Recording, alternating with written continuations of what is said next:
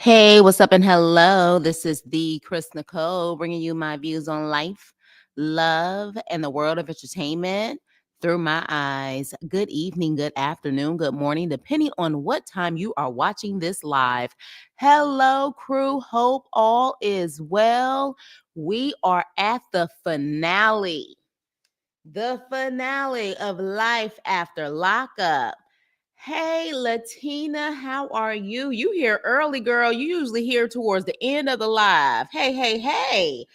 We're at the finale. And I must say, this finale wasn't that bad. Hey, Elizabeth.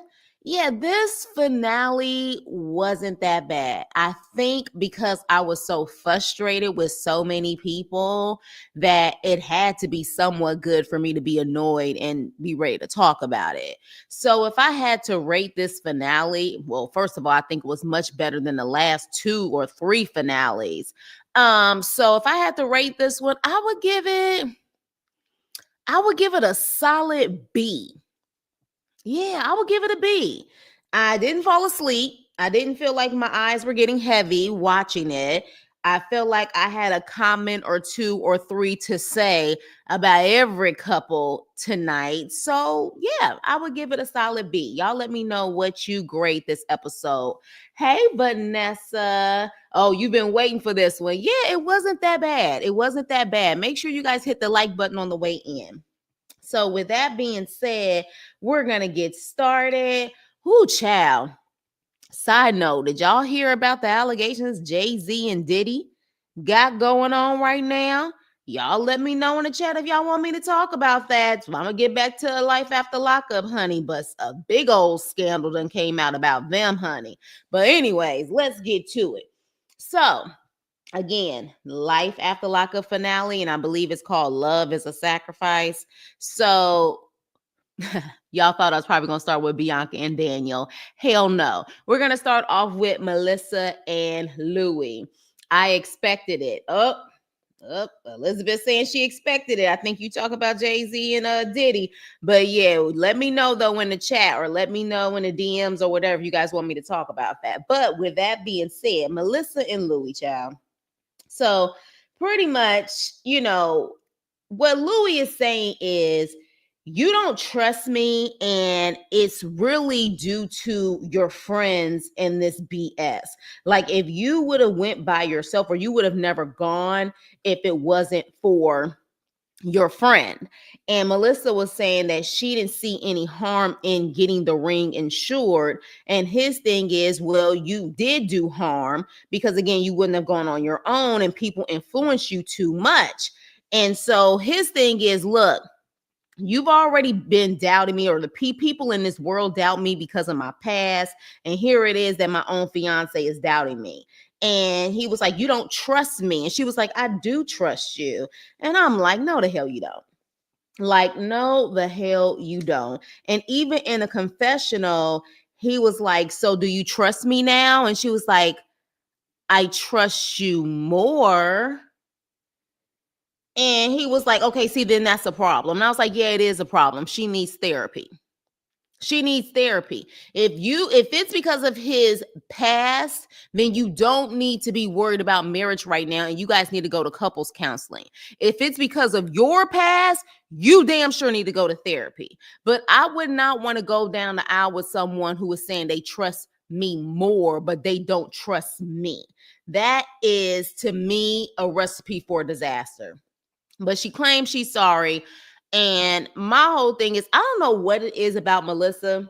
They did a short, like a close up on her nails. Remember last season when I showed her nails and she had the black tips with like the silver glitter? She got the same damn nails again. And I'm hoping that this cannot be literally, is this like the same damn color on her nails that she wears all the time? Like, is she one of those anal people that usually just uses the same color, the same style on her nails and on her hair all the time? Like, she just irks me. But anyway, with that being said, she claims she's sorry. I don't believe it. I think he's going to be dealing with this type of stuff for the rest of his life as long as he wants to deal with her. But again, he's dealing with his mother, Donna 2.0. Hey, Dancing Pixie. She said, yep. I don't put anything past none of them. I don't either. Hey, Shayla. Hey, Joseph. I hate Melissa. That new nose sticking up in the air matches her superficial attitude. It is never enough with her. Destination wedding girl, please. Right. And so at the end, Dixie said, Dancing Pixie said, I hate her. So literally at the end, she talked about she won a destination wedding. Girl, he just spent $24,000 or close to 20-something thousand dollars on you. That is your destination wedding right there on your finger. So, yeah. Now, unless you're going to pay for it, then go ahead. But see, the problem is she don't trust Louie, and yet she wants all of the superficial things like the wedding dress, the ring. But she's not willing to put in the work to actually make the relationship work. And considering the fact that she has been down this road before and she's never been able to pick a good guy, I don't know if she hasn't been able to pick a good guy or she's just a horrible mate. I don't know. I don't know. Melissa's going to F around and lose that good man, Savannah, right? Hey, Adrian, what's up? So, yeah, so we're moving on with them. They're just boring and it was to the point. When they come, not she goes to relieve herself when they come on. Destination wedding. How about investing that money into buying a house? She too old to be so silly. I wonder if she has a house already and they're just living in her house. I don't know, but isn't nothing wrong with buying an investment property, something that's going to actually give you value and equity or something, not a destination wedding. But again, all the superficial things. Now we get to her.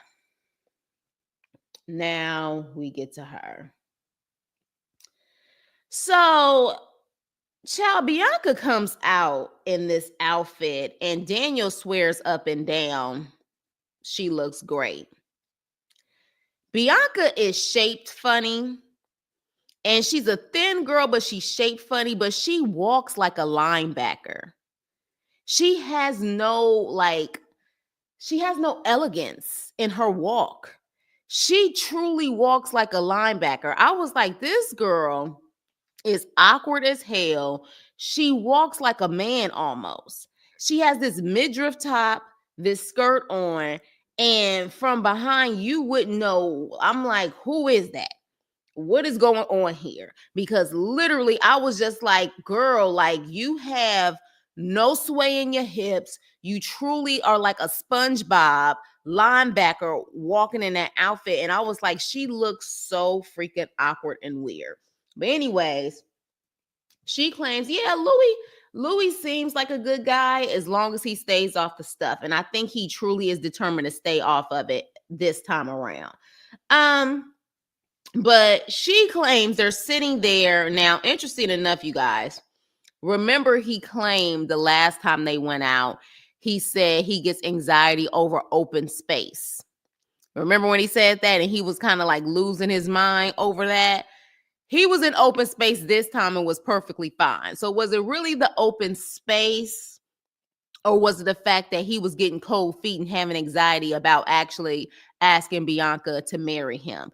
I would say it was asking Bianca to marry him because he seemed just fine in this scene. But with that being said, she's so busy, like, we need to be on the same page or try to get on the same page.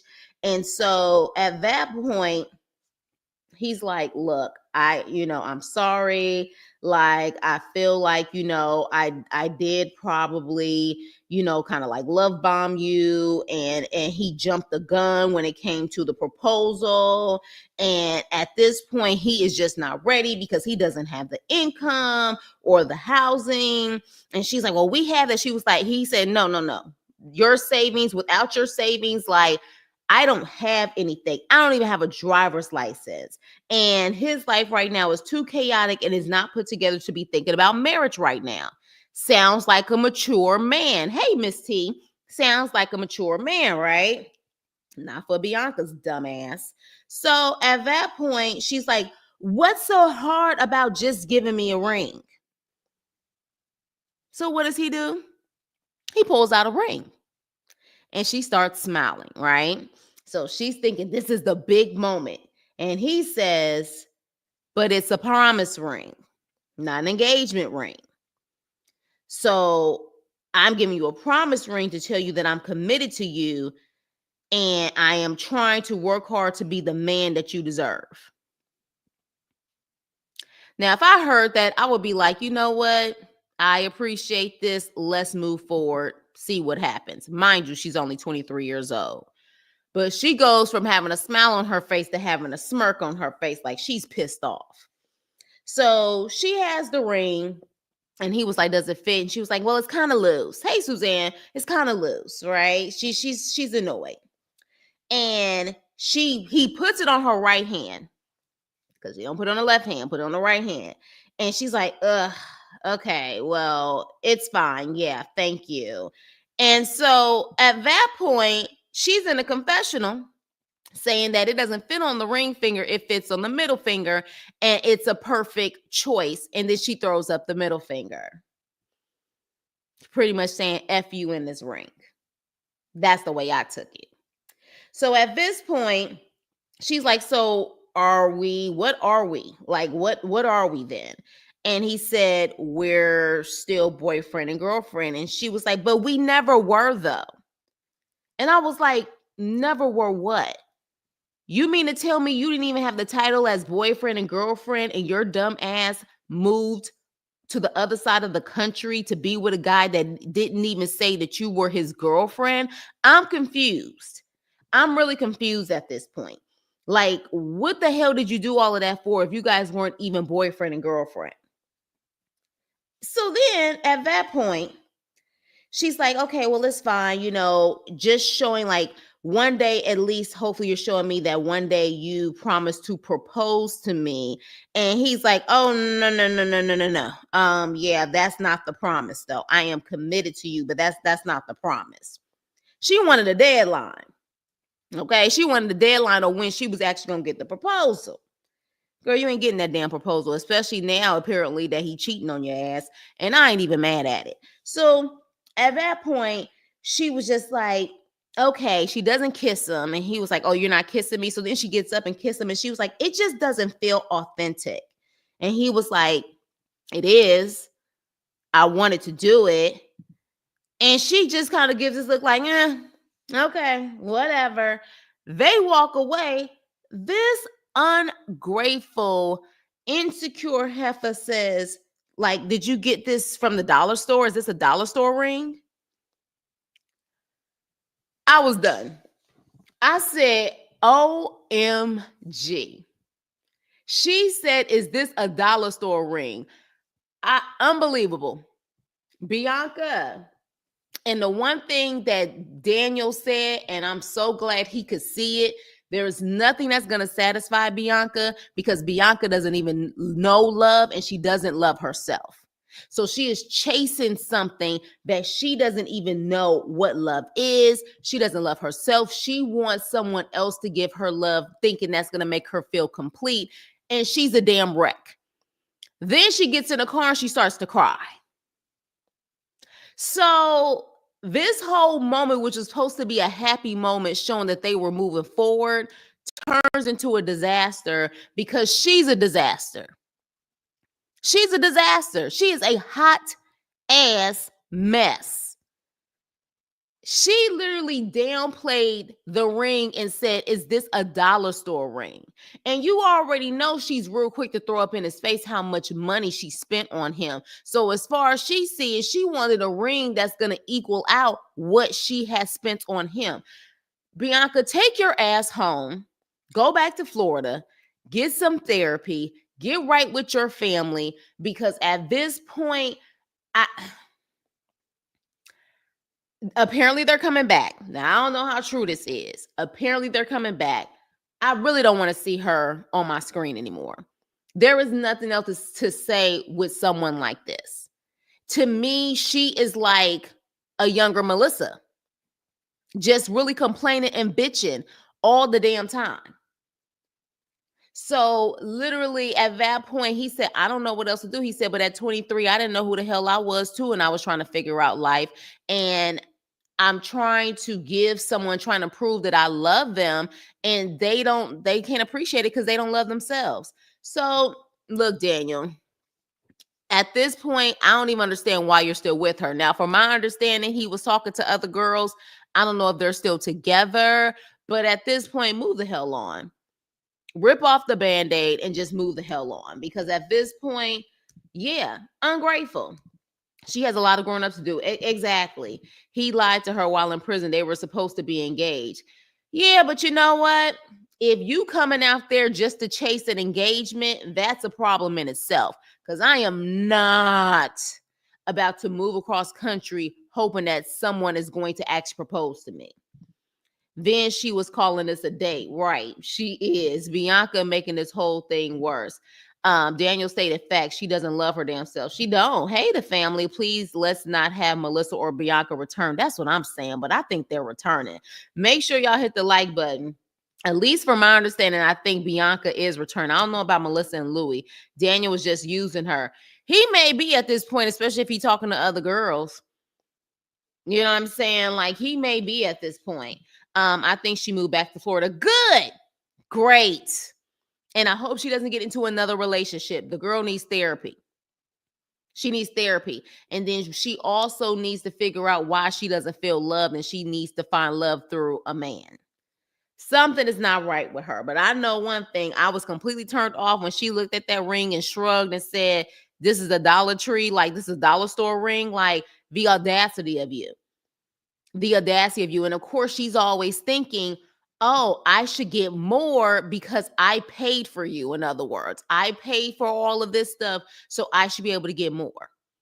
Not for any other reason, but the fact that she decided to take care of this man financially. It just makes no damn sense. Yeah, and she's talking about she want a baby. If Daniel is still sleeping with her, he better wrap it up. Because I'm telling you, it would be an utter nightmare dealing with her. But let's move on and go to Kimmy Ho and Hippie Joe. Yeah, he is broke. And he knows he's broke. And I wouldn't, well, not at my age. But if I was in my 20s, I wouldn't mind my man telling me, I'm giving you a promise ring until I can be the man that you deserve. I need to get my life together. I need to get my money right and everything else. I would appreciate that. Don't try to lock me down and you financially ain't together or mentally together. Hell, absolutely not. Absolutely not. But she just wants that damn ring so bad so she can feel like she's official. Girl, So Kimmy Ho and Hippie Joe. Child.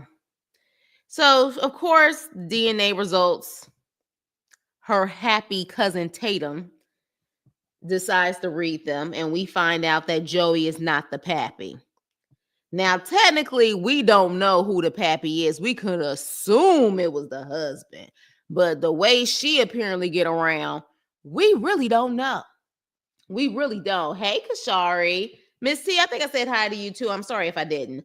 But yeah, so we really don't know. But this nasty heifer says that means she was pregnant when she slept with Joey and she didn't know. So you let that man go up in you raw and you had a baby in you.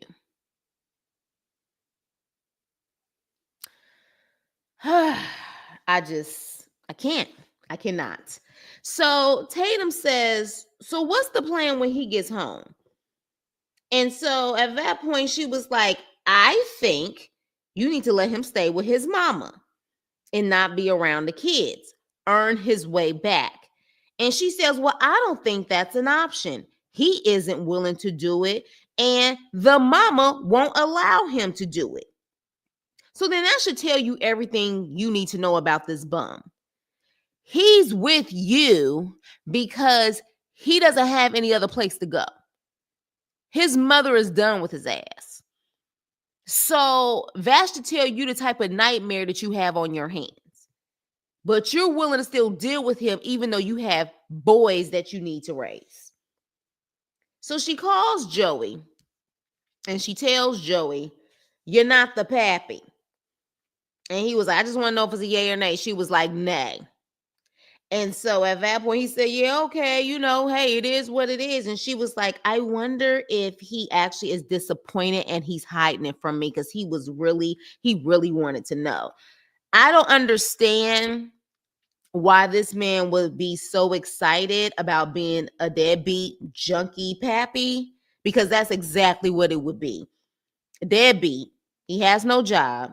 He is a junkie. And what I mean by junkie, I know back in the day, junkie was just the H. A lot of people call people who are on the H junkies. But my version of a junkie is someone who is just kind of like, they'll try any substance. They'll try it all. And so apparently he goes down the deep end like that. So I don't even understand why he would be so happy. That just shows you his mentality. You can't even take care of him. You can't even take care of him. So why would you even want to know if that's your kid? It just makes no sense to me. He's better off having the ex-husband be his father, because at least that father is financially taking care of him.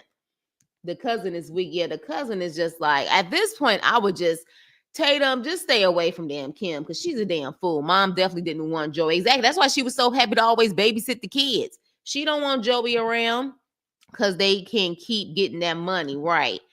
Look, and as far as I see, I wouldn't be shocked if it was Joey's and they're just saying that for the cameras. I don't put nothing past anyone when it comes to these shows, right? Something wrong when your mama don't want you around. Exactly. That child support, right? Block Boy C, no, he was influenced when you called him. Influenced by, you talking about substances, Block Boy C? And hello, how are you? He's just happy to not have to pay child support back. Exactly. Tracking Joey's car didn't stop Ish. Exactly. Exactly. It really didn't. The mama said she tired. She living her rich auntie life right now. I don't know if she rich, honey.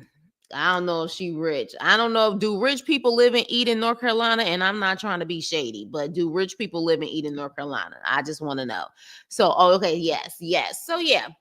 So at that point, Kimmy, we find out with the update. Kimmy got her divorce. So she finally got it. But guess what? Joey moves right back in after he gets out of rehab. Moves right back into her house.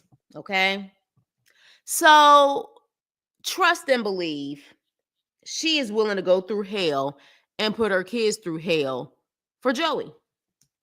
I can't respect it. I cannot respect it at all. I can't. So she's still gonna get her child support. She gonna pay that mortgage. She's gonna do her job that pays $1,500 a month. And I guess Joey is just gonna sit on his ass and not get a job. Literally. If you're trying to, hey, Teef, what's up, my brother? If you're trying to stay rich, then yes. And Eden, North Carolina, that's what you're talking about. If Eden, North Carolina, I'm sure, let me tell you something. If I could only make the money that I make here in California and move to a place like Eden, North Carolina, I probably would be considered rich. Shit. I probably would. Kim thinks life is sweet. Kim is dumb. I don't think she thinks life is sweet, but she's so desperate to have a freaking man that she's willing to deal with a freaking junkie that can be a danger to her kids. And not physically, which that could happen too, but psychologically as well. She don't care. She just wants somebody warm next to her at night. Seriously. Just don't even make no damn sense. So with that being said, child, she got her divorce. Joey's back in there. It makes me wonder if they're going to do another season. Something tells me Joey wouldn't want to do another season. I mean, maybe for the money, but I think because of how he acts, he can't deal with the cameras and people watching his every move. So hopefully we won't see Kimmy Ho and Hippie Joe again. That's all I got to say about that.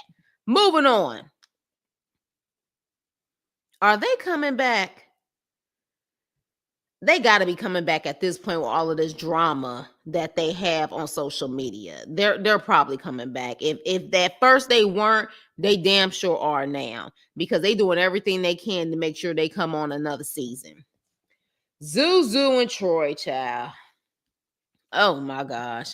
So manicure man purse Troy is pissed off because his baby mama claimed she was going to bring the daughter and she doesn't bring the daughter. And then literally he decides to catch, well, I don't know who the girl was in the car. She had tinted windows, so that's very obvious that she did not want to be on TV. But Troy sits up there and says, she got some goofy bitch in the car and it's not my daughter. And I'm thinking, like, you don't know this lady. You talking about some goofy bitch. You got to be mindful of what you say about people in their faces and stuff. You don't know if she got a man or somebody who'll be ready to knock your ass out for disrespecting her like that. She ain't even do nothing to you. But with that being said, the girl in the car, I don't know who she is, but I do know as soon as Troy said that, of course, Zuzu, insecure ass, was like, who's the girl in the car? I bet you want to know, huh? I bet you want to know. Anytime you hear a girl this, a girl that, you losing your freaking mind. But Zeruiah tries to make it seem like she's trying to be a supportive wife now and is trying to say, do whatever you can to speak to her so you can get back on track so you can see your daughter. I just feel like you were the reason why he couldn't see his daughter. So all of this BS now about how you trying to make things right to make sure he sees his daughter, if it wasn't for your crazy ass, he would have saw her that day. And they wouldn't be in this predicament in the first place. So then all of a sudden she got the nerve to say that she thinks that this is jealousy. Jealousy is involved. And this is why the baby mama doesn't want Troy to see his daughter. Do y'all think the baby mama is jealous? Real talk. I need to know. And I'm so serious. Do you think the baby mama is jealous? Now, I have said that she has made comments that make me say, this is clearly just not about your daughter, because she's made comments like you sat up there and divorced a whole nother inmate just to marry another one and things like that. She's made those comments, but do you think is that she wants Troy? And that she's jealous? Like, I'm really trying to figure out. Now, here's the thing. It is very obvious between Troy and his mama, they talk too much. They playing all sides of the fence. I am sure that Troy has ran his mouth to his baby mama about Zeruiah, and he has run his mouth to Zeruiah about his baby mama. And this is why he's in the conflict. And I do not put it past him that once he found out Zeruiah cheated on him, he was trying to creep back with the baby mama. You know what I'm saying? But at the same time, even though she's made those comments, I don't necessarily know it's about her being jealous or the fact that she just know that Troy is full of shit. I don't know, but y'all let me know. Okay, I see some absolutely nots. Okay, absolutely not. Jealous of what? Okay. No, on the baby mama being jealous, she just wants him to do right. She knows Troy's ways. Okay. In the beginning, I did, but too much going on. Remember, Z started messaging her after she married Troy. Yona's probably more hurt than jealous. Possibly. I mean, she did say, you hurt me, you know what I'm saying, but I'm over that or whatever. So it's possible. Joy put being a father or getting the free 2,500 STEMI child support on a scale. Yeah, exactly. Exactly, because he kept on saying we can't lose that money as if that's his money in the first place. That's just crazy to me. I hope they're not coming back. Get an entirely new crew. I hope so too. Those hips are truly outrageous. Z is full of it. She was happy this went left. Exactly. To me, that was her plan from the beginning. That was her plan from the beginning, because as soon as she found out that little Troy and the mama was going back, she had all of a sudden calmed down.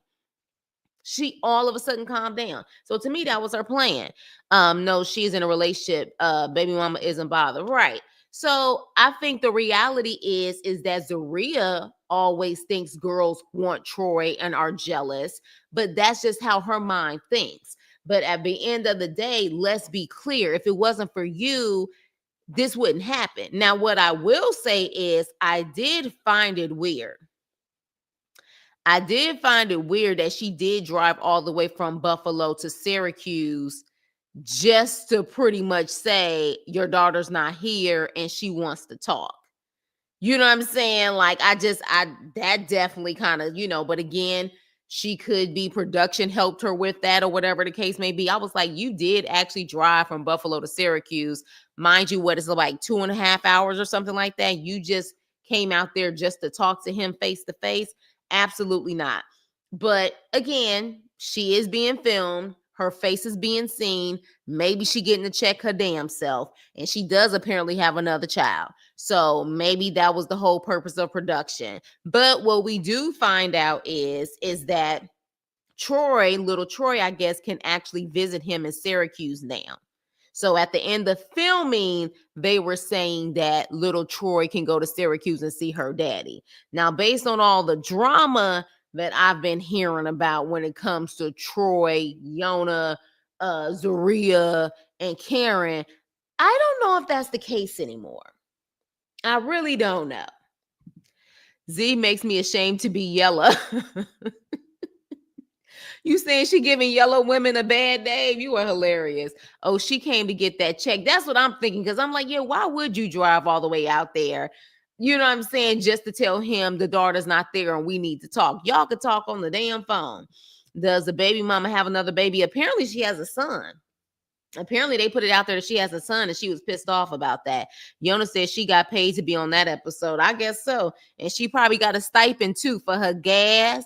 Maybe they got her a hotel. I don't know. But I guess the incentive was enough for her to drive just to say, yeah, your daughter is not here. Like, your daughter's not here and you're not going to see your daughter until we have a conversation. But yeah, with that being said, apparently now little Troy can come to Syracuse. But honestly, all jokes aside, the way that we've seen Zeruiah behave this season, I would also be very uncomfortable with her being around my child. I would. I wouldn't be able to trust her. I would not be able to trust her. I wouldn't put it past her to treat my child differently. I would not want to see how she treats my baby's father in front of my child. It's just too many red flags for me. It's too many red flags. Troy is disrespectful to all the women in his life. It seems like it. The only one that he's not really disrespectful to, at least to her face, is Zeruiah. And I think he's scared of Zeruiah. I mean, hell, he was in the bathroom last episode begging his mama to talk to Zeruiah. I think he's scared of her. I think he afraid that if he wake up, she gonna be like Misery sitting up there using sledgehammers and freaking handcuffs and shit. Who knows? Zeruiah don't want it with Yona. Yeah, I don't think so either, because she had plenty of time to cuss her out at that point. Get that money from production since Troy doesn't have it. You better say that again, girl. Yona has a child with another person in jail, supposedly. Oh, so she got another jail baby daddy, child. Don't you get tired of that? Like, don't you want like a man that actually just works and be able to provide for their child? And that baby looks exactly like Yona. Oh, okay. Troy married a woman just like his mother. He sure did. He sure did. He sure did. And dysfunctional and all. So he's met his match.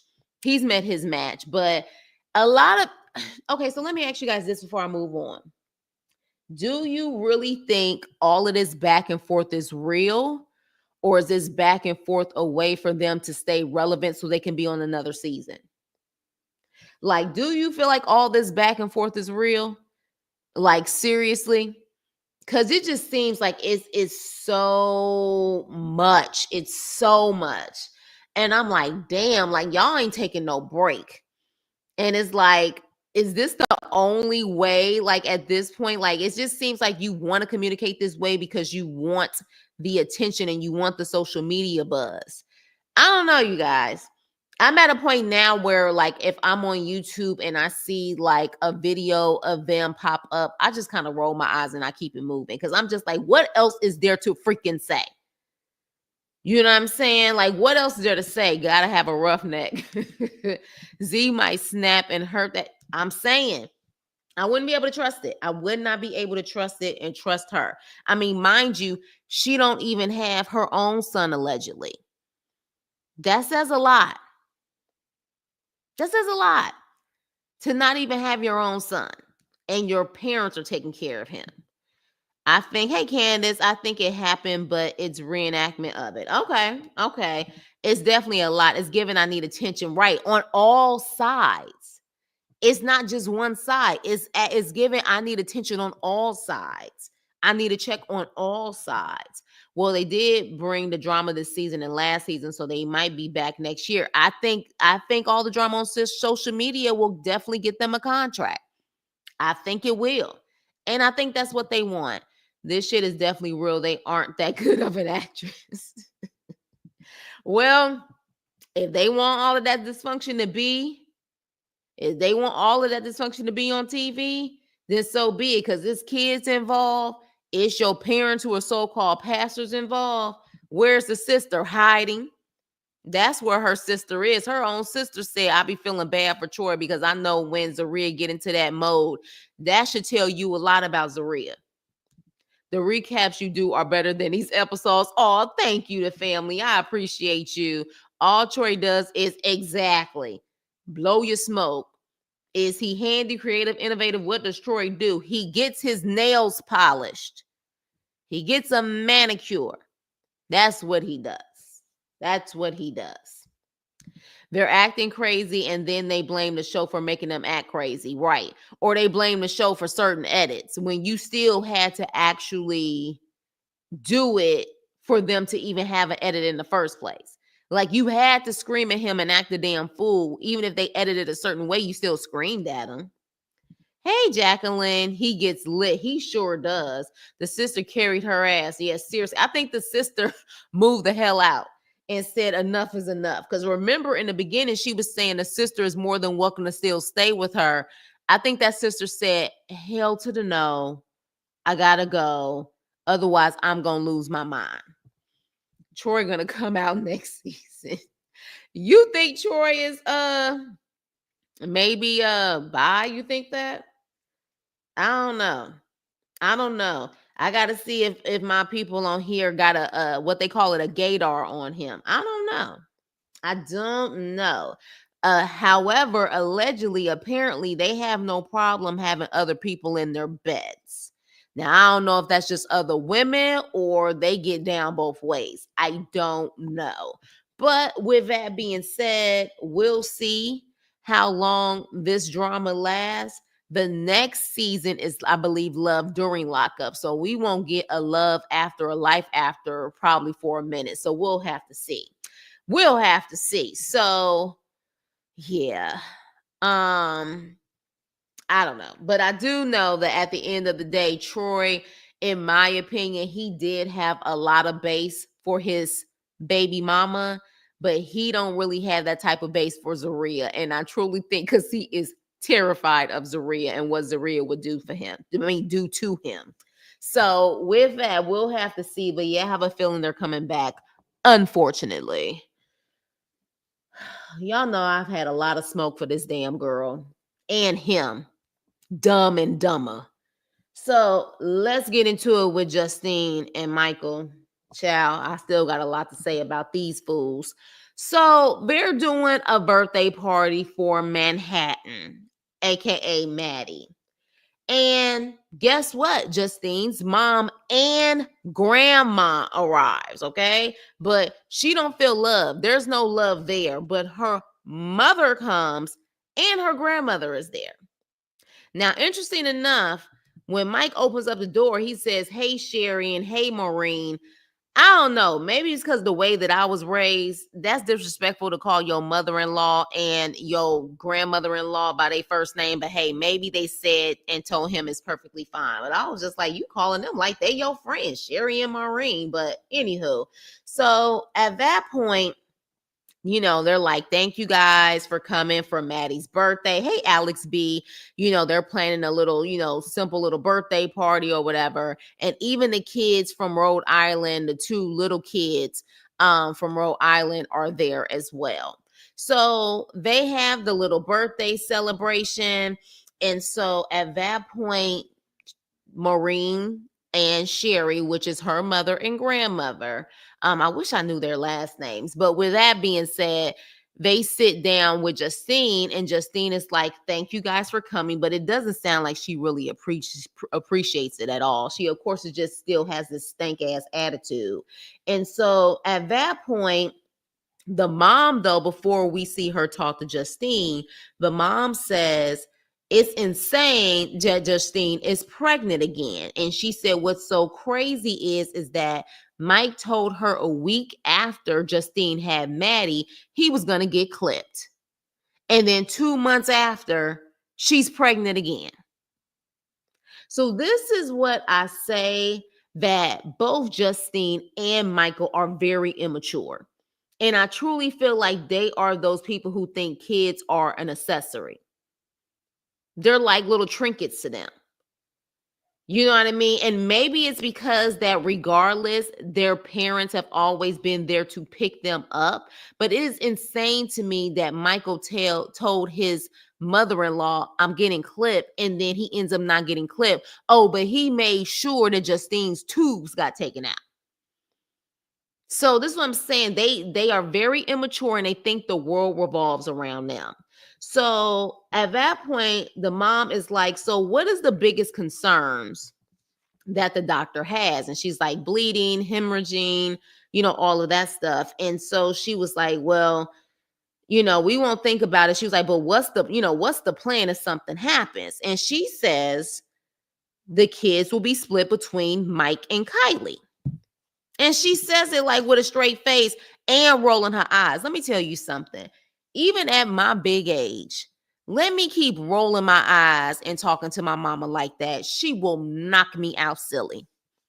Justine is such a disrespectful, entitled, damn freaking. I cannot believe at 36 years old, she still acts like that. She is just so disrespectful. My mother would have slapped the taste out of my damn mouth. I don't care how old you are. I'm talking to you and you ain't about to disrespect me like that, period. So when she says that, the mother makes this face like, what? Excuse me? And she was like, Kylie's not dropping out of school. Like, that's gonna be an issue. Kylie's not dropping out of school. And she was like, well, where do you think my kids was gonna go? And she was like, where do you think they were going to go? And then she was like, well, I do need to know, you know what I'm saying, what's going on as far as this. And she was like, actually, you don't need to know. Like, at the end of the day, like, Kylie, we've already spoke about this. And she says, if anything happens to me, she is not going to worry about science class or going to school. She's going to worry about her brother and sister. I've already talked to her. You selfish piece of shit. Your daughter is young. You didn't even get a chance to go to college and do the things that you wanted to do because you decided to have Kylie young. And then you gonna sit up there and say you talked to your daughter. Your daughter didn't say yes to it. You pretty much just told your daughter what she had to do. She didn't agree to it. She didn't agree to it. So the mere fact that you sitting up there not only being disrespectful to your mother, telling her that it's not her concern, it is always her concern, because I guarantee if something did happen to Justine, her mother would be there to pick up the pieces, because Mike can't even handle his own life, let alone 9 children.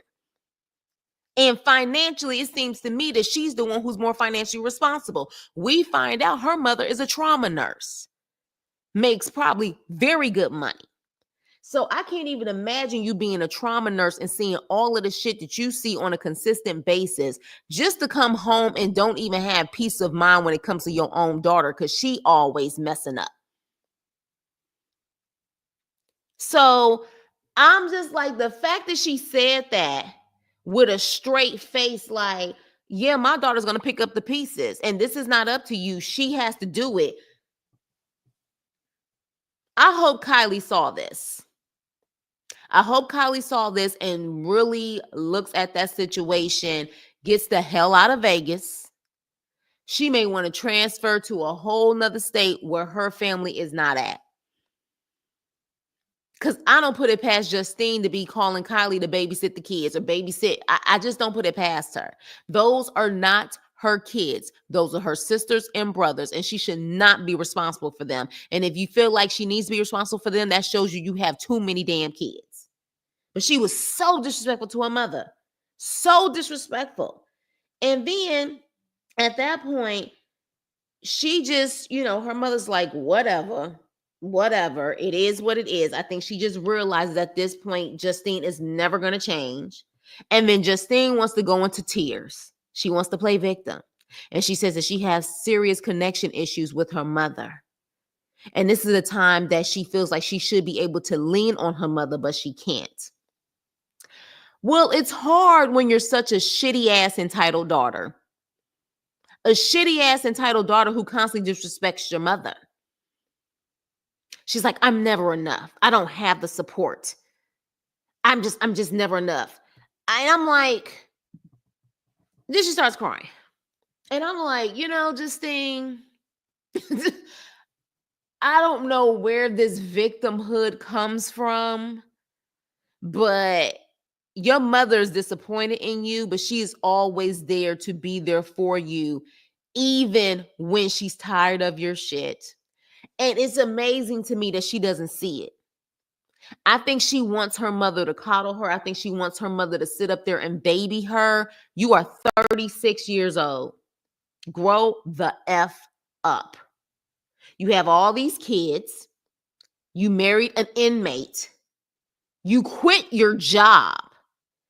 Then have more kids. Gave these kids stripper names. And yes, I said it's stripper names. Manhattan Barbie and Million Banks. They sound like strippers.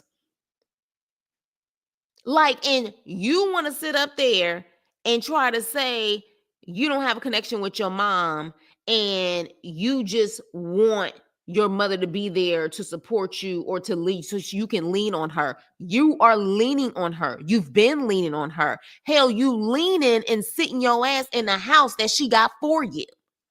So what are you talking about? She's very delusional. Very delusional. And Mike enables her to be that way because I think he's delusional too. So after all of this crying and all of this bullshit, she gets to the hospital. Of course, they got her on all types of medicine. And of course, her mother is right there. But her mother doesn't love her. Her mother's not there to support her. Okay.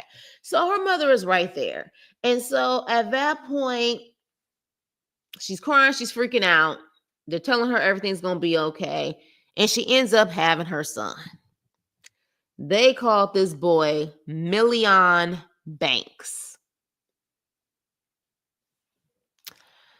Million Banks and Manhattan Barbie. Are you serious? Million Banks and Manhattan Barbie. Is this possibly because they just have too many kids that they're running out of names? Or are they truly just a ghetto bunch? I don't know what to think of this at this point. I really don't know.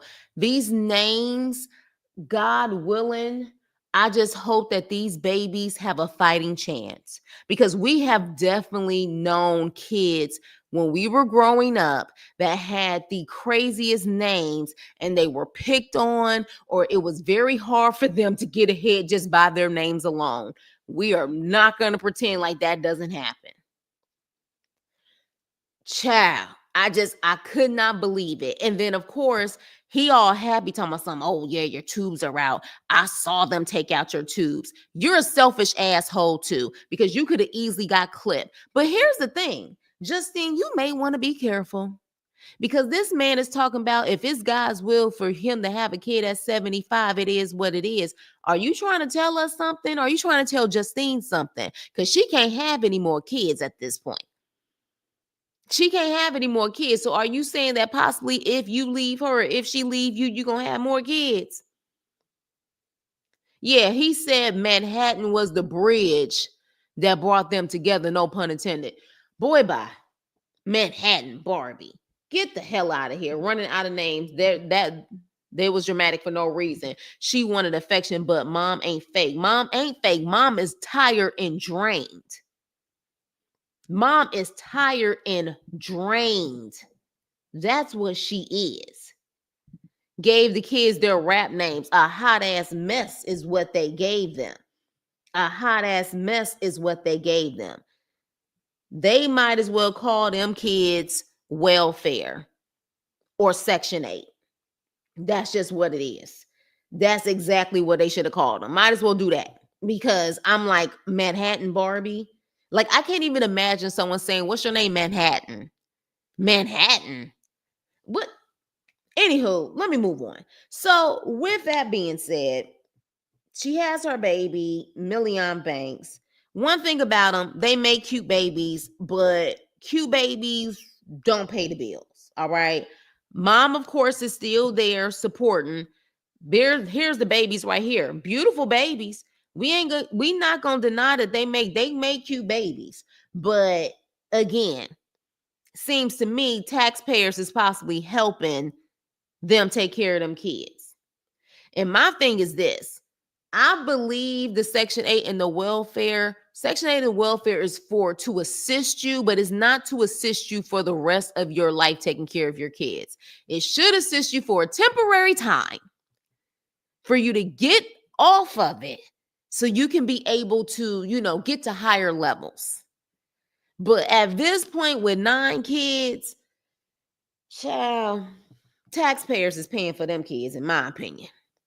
They paying for them kids. So then we find out Maria is still living with them, which is Mike's mom, and 6 of the 9 kids are there. Then the worst part happens. They say Mike and Justine have a duet.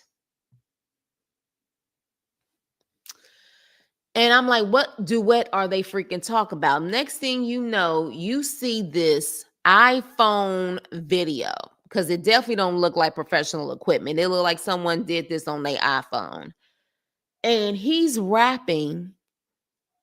And the next thing you know, Justine is rapping. And I said, what the hell am I looking at? You haven't even made it as a rapper yourself, and now you doing a duet. Y'all truly feel like y'all important, huh? We barely wanted to hear you rap. Now you got her rapping? Like, seriously, who is buying these damn singles? Who is buying the damn singles? I don't know if it's an old video, but what I do know is I didn't want to see it on my screen. And it was such a corny ass rap. What she say? Something like, you gonna want to deal with this bitch when I become rich? Girl, hell no. Hell no. Look, my advice, Michael, it's okay to have a dream, but I would say at the end of the day, go back to the real world if you've ever lived in the real world and just stop. Get a trucking license or something and move on. And move on. Okay, if it's old, why are they showing it now then? Are they trying to get some like freaking people to buy it? Like, I'm really confused. What would be the point of that? Lord have mercy. Should have named her Brooklyn if she wanted to pick a borough. Right. Brooklyn. Brooklyn is appropriate. It's appropriate. There's a lot of girls out there and guys named Brooklyn. Vegas ain't got no food stamps thanks to them. I'm telling you, how come I got the ick when the one child kept touching the baby's face like, pleasure, leave that baby alone and let him rest. Right. My mom is there to feed the kids and clean the house. Right. And her mother and his mother is older. She don't need to be doing all of that herself. They got all of them kids. Everybody need to be signed chores. The low budget TikTok. Yes, seriously. Isn't that an old video? Man, that song go hard. Kashari, you are hilarious as hell. That was old. I don't know why Love at the Lockup aired that. Maybe they trying to get some iTunes spins or something, but I think it's an epic fail. That's been her pinned post for like a year now. That video, Didn't listen to the horrible rap. Girl, I almost gagged. I said, what is the point of this? Like, have you ever seen a guy who was really serious or a girl that was really serious about rapping and then all of a sudden, and they haven't even gotten their rap career going, but all of a sudden they want to do a duet with their significant other? That doesn't even make sense. To me, it just shows that he's not serious about this rap career. Why do you feel a duet would be appropriate when you haven't even been able to give us a solid single yet that we could buy? It just seems like you're just trying to do anything hoping that it will stick. Just a hot ass mess. Yeah, Brooklyn is pretty. Kenya's daughter name is Brooklyn. Kenya from Real Housewives. Yes, that video I can't even. I can't. So they told them to post that on the show, hoping that it can make some moves. Yeah, good luck. Good luck. I'm not following, by the way. Oh, it don't matter if you are or not, but good luck with that. I couldn't delete it. I said, you know what? Look, it's okay to have a dream, but let's be realistic at this point with 9 kids. Let's really be realistic. And Justine, the way that you act when it comes to your mother, trust that karma coming for you. That karma is coming for you. I don't know which kid is going to give you personal hell, but that karma is coming for you. Your mother is tired. She is frustrated.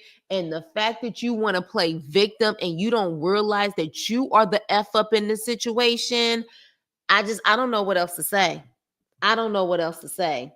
Please don't bring them back. They gonna try to get back on every episode so they can get some money in their dang on pockets. Watch. Rapping in your 40s is crazy when you have 100 children to take care of in a dirty house. You better say that again. That's why I said they need to come real world at this point. You need a trucking license. You need something that's gonna make you some real money and get you some real benefits, because this is ridiculous. Brooklyn Ken would have been cute. Actually, that I wouldn't have been mad at that. I wouldn't have been mad at that. But Manhattan Barbie and Million Banks, correction, 11:30, but still 2023, right? Santana, that's the child. Hey, Tracy, we seen it before. That's how I remember. I couldn't hear the lyrics, but I remember the clothes. I'm supposed to take your wife seriously when she ain't never said anything about being in the music career. See, Mike is trying to put anything out there that will stick. He apparently had the damn shoe line. Now he got the rap career. Now he trying to get his wife involved. They got these try to get rich quick schemes, and it's not working. I don't want to see them again either. For real. The son's already giving them hell. Yeah, it's about to be karma on that ass. Yeah, that's cute. Yeah, still in 2023. The oldest daughter is going to get married and leave her mom and have a normal life. I suggest the oldest daughter transfer to a school outside of Vegas. I say she needs to be further away. I do. I really do. Because at this point, the way that her mother put that out there, that pretty much Kylie don't have no choice, I already spoke to her, says a lot about Justine. She is selfish in all ways. She's selfish when it comes to her mother, and she's selfish when it comes to her own child. Justine needs to learn to cook for her children right. They gonna have high blood pressure before they 10 because all she do is feed them sodium shit and pizza boxes and shit. They moved for a career he doesn't have. Ain't that the sad part? When you really think about it, that's apparently why they said they moved in the first place. Because I know it's not the no state income tax. There's other places that they could have moved to. I feel like there's also a place on the East Coast that does no state income tax, if I'm not mistaken. A lot of people move to Vegas or Nevada because of the no state income tax. But there's several states that have no state income taxes that's still closer to where they're from. Did the family follow the oldest daughter to college? I feel like they planned on moving to Vegas, and because of that, Kylie applied to UNLV. I think that was the case, but don't quote me on that. They followed her there. Oh, they did? Okay. That girl went to school, then all of a sudden they moving to Vegas. Oh, so she wanted to go to UNLV and they came along. See, and they probably came along because they said, yeah, I need for you to watch these kids. That girl is living her life enjoying college. Justine may be low-key jealous of her daughter being able to enjoy her life because she wasn't able to. But I thought they moved out there because that Mocha guy lived out there and he was trying to get his career on board. Yes, they did. Yeah, I think Michael and Justine have ran their course on this show. It's time for them to move on. I can't figure out what other storyline they could bring to the show at this point. Exactly, because it damn sure ain't gonna be another baby. We tired of you disrespecting your mother. What else can you really talk about? How sad. I hope she lives on campus. I hope so too. And is what, T? She said that at their meeting, Chris. Wow. Mike, producer, moved there too, but Mocha got into some trouble, I believe. Yeah. I don't know if he's still in prison or what happened with that, but how many years they done been out there at this point? Like, look, I'm not impressed with his damn rapping. I'm just not.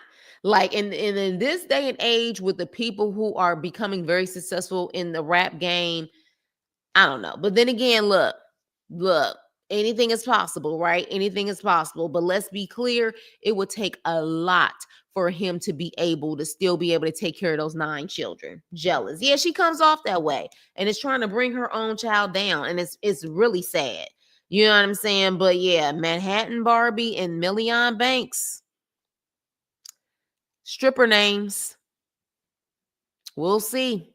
We will see. I remember having friends growing up that got tired of people talking about their names, and it really did a psychological number on them. People got to be mindful sometimes. Like, I understand if you give them a name that has a meaning to it, but people got to be mindful what they name their kids. Like, your kids have to live with that name. Manhattan Barbie, Million Banks, get the F up out of here. Let's move on. Mike needs to let the rap go and get a second job. Yeah, for real. I'm going to keep saying it. Justine is a sorry beep beep of a mother. Oop. Oop. So on that note, here's another master manipulator always playing the victim ass. Britney and K-Rock. You know what's so crazy? What's so crazy is at one point I thought K-Rock was the controlling one. Now at this point, I don't know. I really don't know. So, Britney is literally on her last day before she has to go back to Virginia. All right. And so at this point, K-Rock, of course, is going to stay in Houston. He has a job. And Britney is going to stay with her best friend. And the best friend, it's very obvious, she purposely tries to get under K-Rock's skin. I don't necessarily know if she's hating on her relationship, doesn't particularly like K-Rock, I don't know.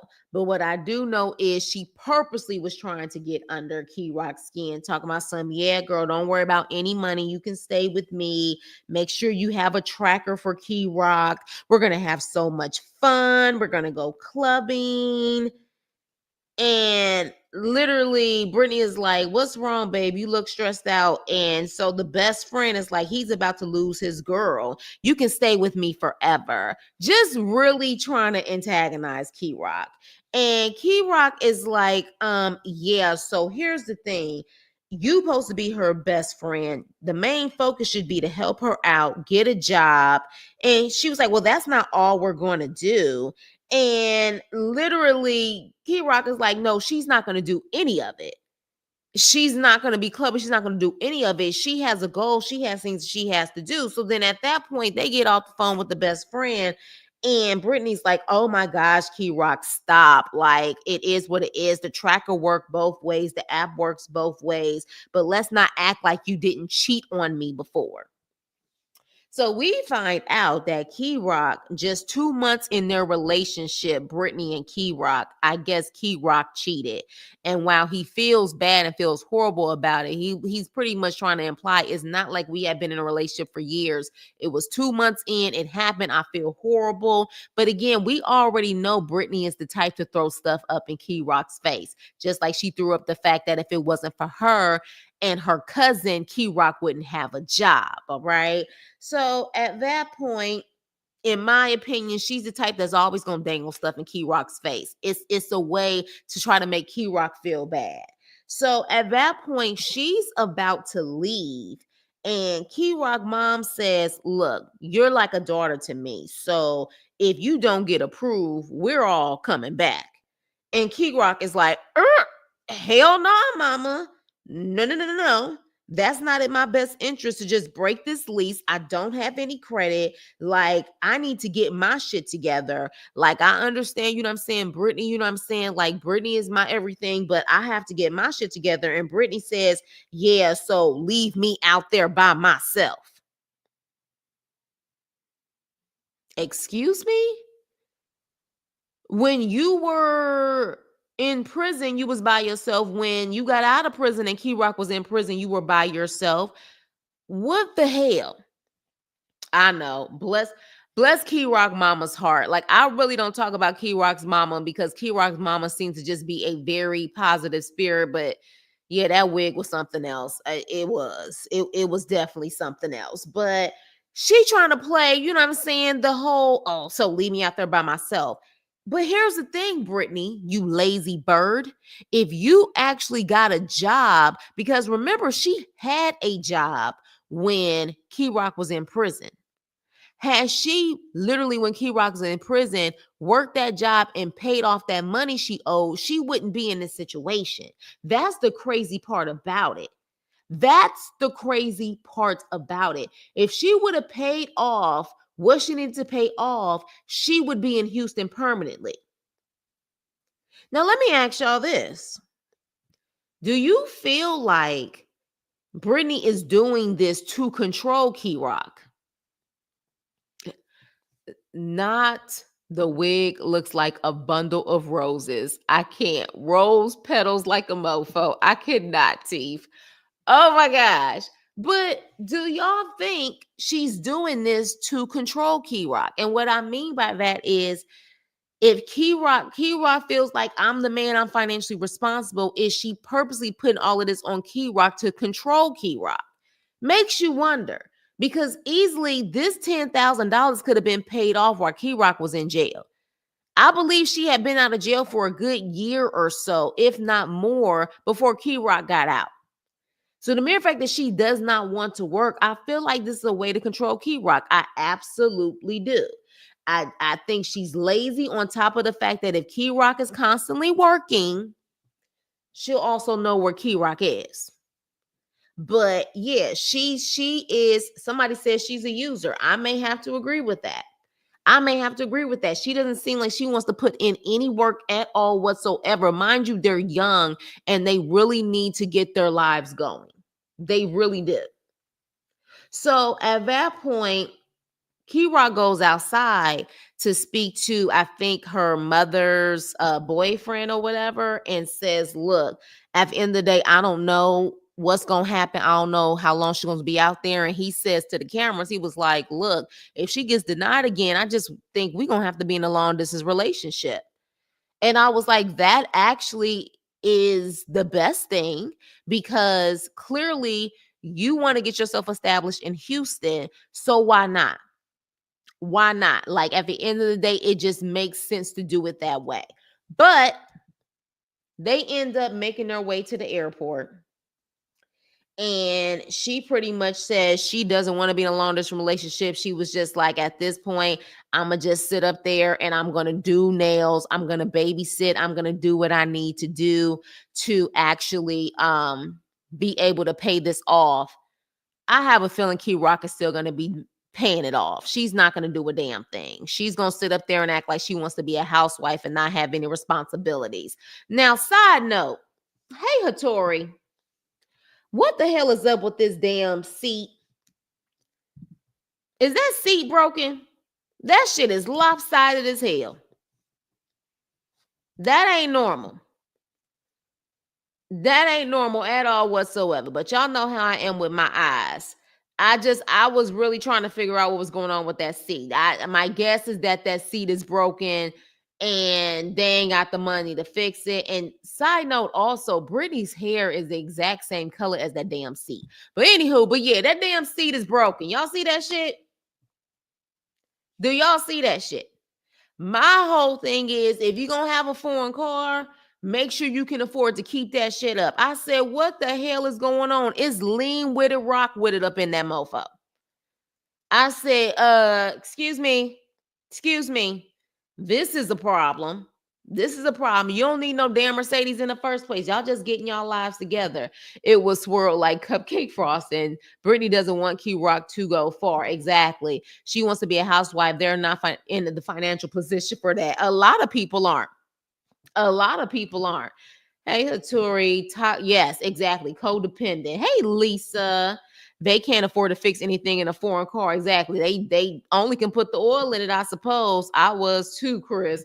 Seriously, all they got to do is trade in that Benz for a nice little Chevy or 4. I don't know if they're still paying on the car or own it, but either way, they don't need a Mercedes right now. It's unnecessary. Exactly. It is unnecessary to pull up in your apartment in that Mercedes. It's a cover. The seats are tan under. Oh, they are, but the seat cover is not lopsided. Is it the seat cover that's lopsided or the actual seat? Let's take a look. I would have to say that is actually the seat. Lean with it, rock with it like that, not the actual cover. Am I tripping? Or am I seeing that seat is tilting to the side?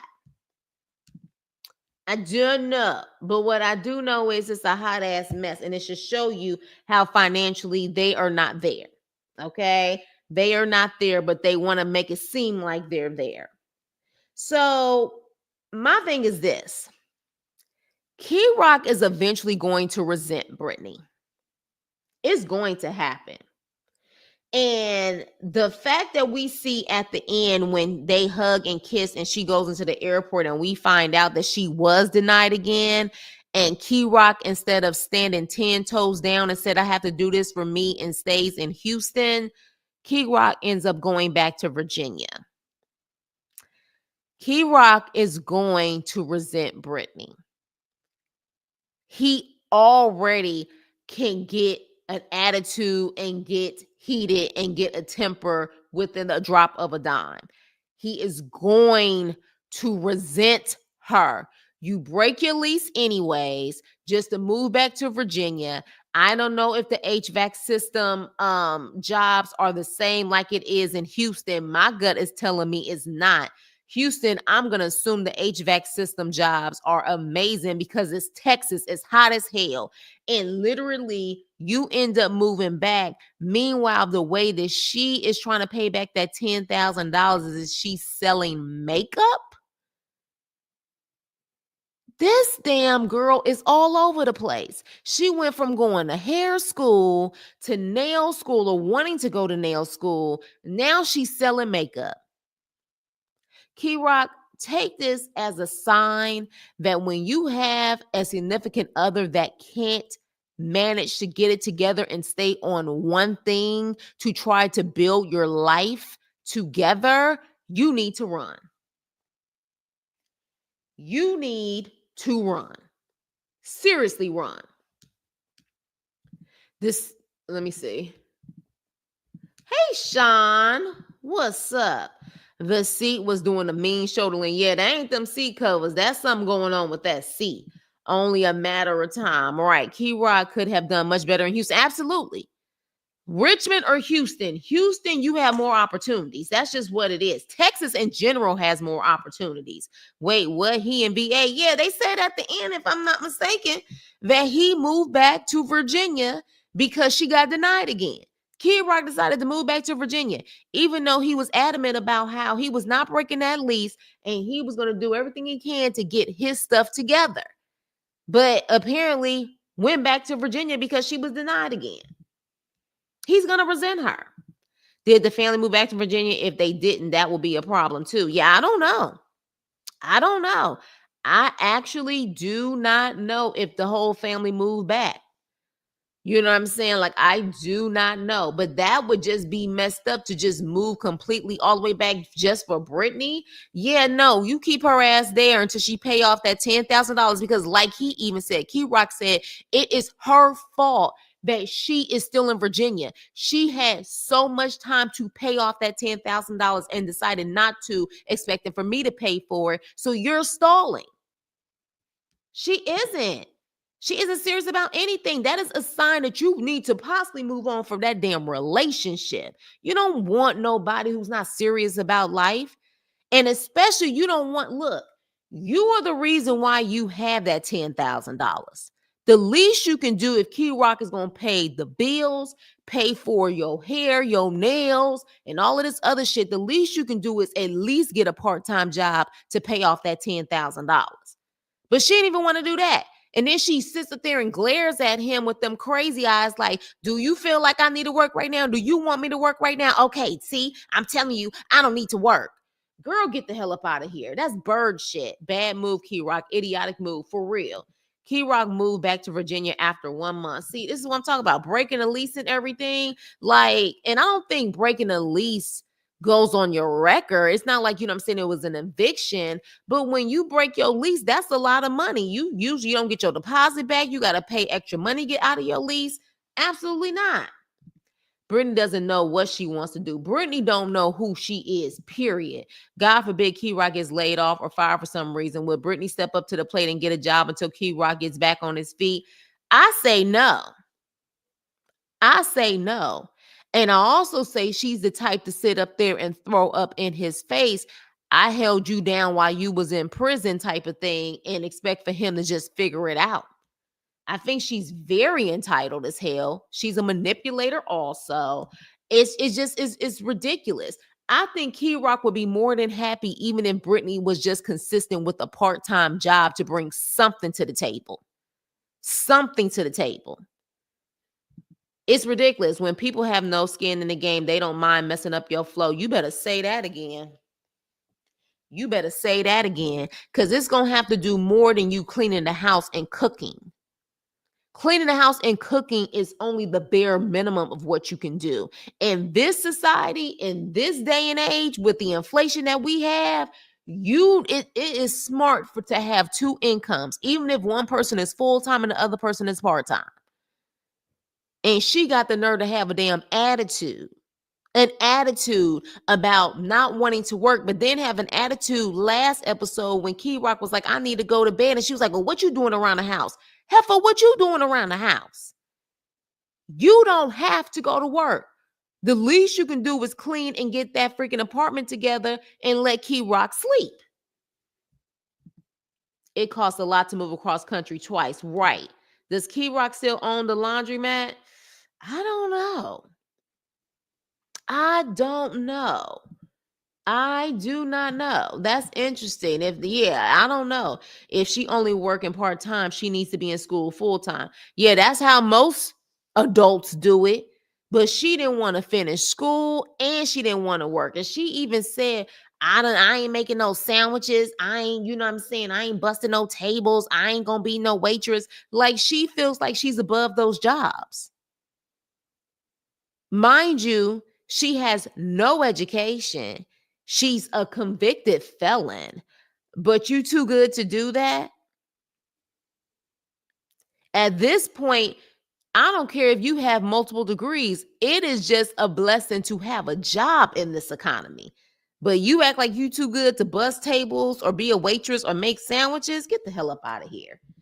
It shouldn't be that much to clean with just two of them. Yeah, and it's a small apartment. That's, you know what I'm saying? Folk with nothing will help you lose everything. Exactly. K-Rock could clap back and say, I pay the bills. I pay for your beauty school. I pay for your restitution. What do you do? I'm sure K-Rock will eventually get there if he hasn't already. K-Rock is about to resent Britney. He's about to resent Britney. Hey, Terry. Hello, Sacramento, California. In your room. Merry Christmas, Nicole. Hello, Sacramento, California. In your room? You're saying you're in your room, Terry? Merry Christmas, Terry. Happy holidays to you. It's nothing to clean up after yourself and one other person. Right. She did not hold down K-Rock. She stayed with his mom while he was in prison. Exactly. Hope they don't rush into marriage. I hope not either. Because it would be a bad sign. Like, K-Rock should be, I think K-Rock already sees the signs. He just doesn't want to say anything. Because even when Britney was talking all of that mess in the confessional, you can tell K-Rock was frustrated. He was frustrated. And that's why I say he's going to end up blowing up and going off on her. He really is. He really is. He's going to resent her. So we'll see. And we'll see if they'll be on another season. I'm kind of over it though, because Britney at first, I was I was rooting for Britney, and I didn't like the way K-Rock was talking to her. But now we have seen that the tables have turned. I'm kind of over her. She's a lazy ass. She is a lazy ass. And I don't respect people who don't have a go-getter mentality. Like just a little bit of hustle in you. Like you are in a partnership. You have to sit up there and be there for your spouse, your significant other. And it takes more than just having pork chops and cleaning. If K-Rock's mom did not love Britney so much, I think he would have dumped her already. Facts. Facts. Absolutely. See, look at this. Look at this. Just look at the difference in their faces. She looked like she will straight pop off if K-Rock said, you really need to get a job or else. Like, I'm not paying for your nails. I'm not paying for your hair. You need to get a job. She would flip out on him. She would flip out. Also, remember when they were talking about having a baby last season, the way they showing they ass on this TV, they don't need no child right now. Hey, they don't need no relationship right now. Exactly. And she probably wanted that child so she can really have a reason to stay at home and not do nothing. Why did Britney have K-Rock under surveillance? Because apparently K-Rock cheated on her when they were in prison after dating for 2 months. She gonna throw all of that shit up in his face. I now believe that was a lie. Chris K-Rock said we took a 30-day pass. I think it was a short-term lease or an empty Airbnb. Oh, okay. You think that's possibly what it is too. Hell, do we know for sure they was in Houston? I mean, they did show one part where they showed them in front of a sign. Maybe they flew for Houston, for a day, but was that an Airbnb in Virginia? They was pretending like they was in Houston. Hell, we don't really know now, do we? You never know with these shows. K-Rock will never get his surgery playing with Britney. And that's another thing too, because he said he was serious about that chest surgery. And I just, at this point, Britney is coming off very unhinged, very selfish, a master manipulator. That's why I said this whole freaking episode just really showed who the hell the manipulators were. And all the manipulators, like for this episode, it is, unfortunately, it was the women. I mean, hell, Joey, he don't count because he in rehab right now. But I'm talking about this particular episode. Airbnb still costs to drive back to Virginia. True. K-Rock isn't going to have any isn't going to have anything with Britney. He's going to resent Britney. He's going to resent Britney. And then Britney is going to have to be on her own, or she's going to reluctantly, she's going to have to get a job and do stuff because K-Rock is going to get tired of her shit. And then when it gets to that point where he's ready to let go, that's when she's going to get her shit together. But yeah, he's a little tired of her. Last but not least, the biggest manipulator in this mofo. As much as I would say Teeny is a beautiful girl, she got some demons in her. Some serious demons. It seemed abusive for her to call off the wedding after ceremony. And that fake ass crying, and you didn't say anything in advance, right? Side note, K-Rock always resembled of Gary Coleman if he grew up in the hood instead of living with Mr. Drummond. Stop. The simp and the dragon lady. I'm telling you, never make a man choose between you and his mom. Let's talk about it, y'all. Let's talk about it. Teeny little Fizzle Pop and Rob, okay? So we are still back at their house. Mind you, the house that Rob pays for, because Teeny just started working. Okay, so he's paying the bills in that house. So the mom, of course, was still on fire, upset with Rob, blaming her for that fight.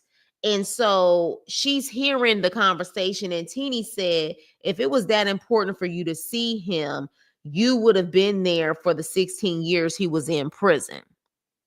Now, we've all agreed that is true. The mama damn sure ain't innocent on this situation. She looks at her son like an ATM. But let's be clear, Teeny, would you have dedicated so much time going back and forth to see Rob if he wasn't paying for your bills and your kids? Because it seemed to me you and the mama are two peas in a pod. Would you have dedicated so much time to see Rob on a consistent basis every weekend if he was not paying your bills and paying for your kids while you could sit your ass at home? So it seems to me that you're just like that mama, but you just have a different way of being a manipulator. The mama likes to manipulate by screaming and acting a damn fool. You just find a way to be calm about it and be a snake in the grass about it. He's so fed up. He starts crying to his mama about how he trying to figure out life, and he's not perfect, and even the mama starts crying. And so at this point they hug, they try to talk, you know what I'm saying? And at this point it's supposed to be that they're trying to bond, get back together and make things work. Interesting enough, I guess when Teeny sees this, she's like, I'm about to take my ass home and I'm about to check him for inviting this heifer to my house. And so they're hugging, talking. He even says, you and Teeny got a lot in common. Now, again, I'm not saying that mother is an angel, because one thing I don't like about her, she keep mentioning that she's glad it's going in the right direction and maybe she can ask for a couple of dollars, talking about some, well, that's why she had 5 kids or whatever. They can help her out. No, ma'am. If you had your life in order, you shouldn't have to sit up there and ask your kids for money. You shouldn't have to ask your kids for money. So again, the mother, while she definitely, it seems like Teeny hit her first, that mother looks at Rob like an ATM. She keep worrying about that damn money. But the thing is, Teeny also looks at Rob like an ATM as well. So with that, the mom leaves.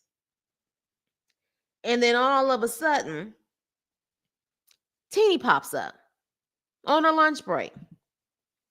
And you see, and I got the caption right here where she says, you didn't think to tell me that she was coming by today? Well, I didn't know that your husband who pays the bills had to tell you that his mama was stopping by when you wasn't even at the house. The mama stopped by when you was at work. So if there was going to be any time that she would stop by, the best time would have been that when you were at work, because you weren't there. So at that point, she starts scolding him like that's her child. Like literally starts talking to him like that's her child. And she's like, your mom came over here acting like that around my kids. That could have escalated. And then she had the nerve to say, I provoked her. Do you think I provoked her? See, that's that manipulative bullshit. See, what she did was she started an argument. She started an argument with him, blaming him for something just to turn around and give him, do you think I provoked her? He's about to say whatever he can for you to get off his damn neck. I done seen that shit too many times before. You start something just to sit up there and try to manipulate the situation in your favor. Clearly, Rob don't like to argue. He can't stand arguing. So you did that just to sit up there and try to have him be on your side about something. And the crazy part about it is he looked confused trying to figure out like, what the hell did I do wrong here inviting my mama to try to work things out? And she sits up there and says, I'm not mad that you're trying to work things out with your mama. I'm not mad about that. I don't. Like, I'm not mad about that, but you gonna have to handle it over there. She don't need to be coming to this house around my kids. And he was like, okay, well then I'm gonna just stay over there at my mama's house and go over there every day to be with her. And he said, fine. She said, fine, do that. And so at that point, the producers, they asked Rob, I guess, like, your Teeny, do you realize that Teeny hit your mother first? I didn't realize, or I don't think that Teeny hit her first. I don't know if I have like selective seeing or something, but yeah, I don't think Teeny hit her first. Really? I would love to see what he thinks after watching that freaking episode. Then production questions Teeny and says, did you hit Kate first? And she was like, I didn't hit Kate first. I would never put my hands on her first. I wouldn't do anything like that. That is not in my character. Now, mind you, she's saying this with a straight face and rolling her eyes at the same time. So if you ask me, because her whole attitude was completely nasty when they asked her that, in my opinion, Tini know damn well she put hands on her first. She knows it, but she also knows that she has a simp for a damn man. And she also knows that she has the advantage because Rob don't get along with his mama. I don't know if even Rob, he love his mama, but he don't like his mama. And he feel like his mother has mistreated him. He already said he felt like he had more peace on the street than he did at his own mama's house. Teeny knows that and she's taking advantage of it. But the fact that she has such a nasty attitude when they asked her that question and she was like, next, like moving on, rolling her eyes, she know damn well what happened. But she knows she can manipulate the hell out of Rob. Mind you, he been paying the bills and still paying the bills. But she truly coming up in there like she take care of all the damn bills and talking about something. He got me effed up. He got me effed up. No, you have him effed up. I see you, Teeny. I see you for your nasty ass ways. You are a nasty, manipulative biatch at this point.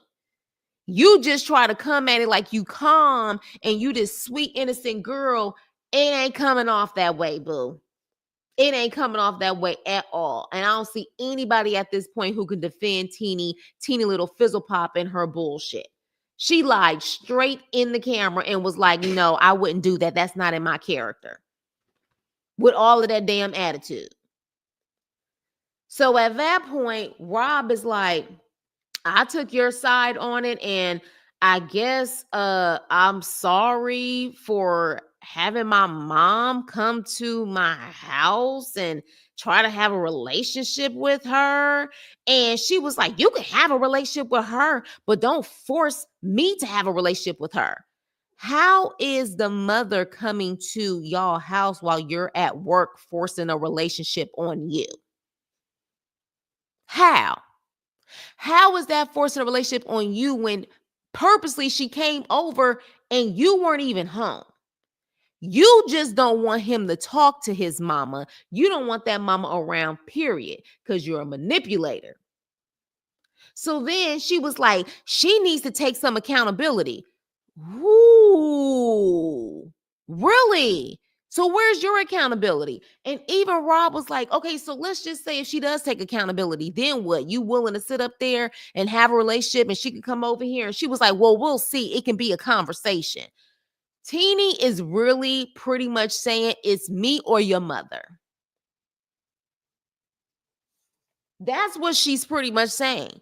It is me or your mother in a very passive aggressive way.